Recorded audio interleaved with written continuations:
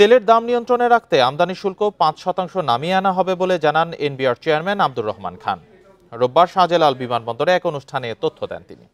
এ সময় রোজায় খেজুর আমদানিতেও শুল্ক কমানোর কথা জানান তিনি।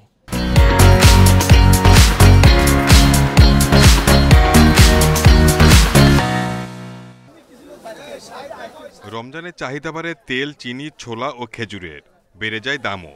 কিন্তু রোজার ৩ মাস আগেই কারসাজি শুরু হয়ে গেছে। কয়েকদিন ধরে তেলের বাজারে কৃত্রিম সংকট দেখা দিয়েছে। ৭ দিনে লিটারে ১০ টাকা বেড়ে খোলা সয়াবিন বিক্রি হচ্ছে ১৮৫ টাকায়। আগে মনে করেন কিনতাম ২ কেজি, এখন ১.৫ কেজি কিনতে হয়। একটু কমাই কিনি যাতে করার কিছু আর থাকে না।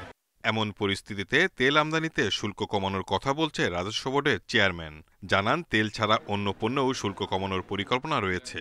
আমরা সয়াবিন তেলের উপরে এর আগে আমরা ডিউটি প্রত্যাহার করেছি। এর আগে আমাদের ইনপুট স্টেজে ভিএটি ছিল, সেটাও আমরা প্রথম পর্যায়ে 5% প্রত্যাহার করেছিলাম, 10% ছিল।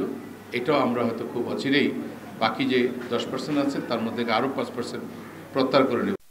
ভোগ্যপণ্য আমদানিতে এলসি জটিলতা দূর করতে এনবিআর আন্তরিক বলেও জানান সংস্থার চেয়ারম্যান।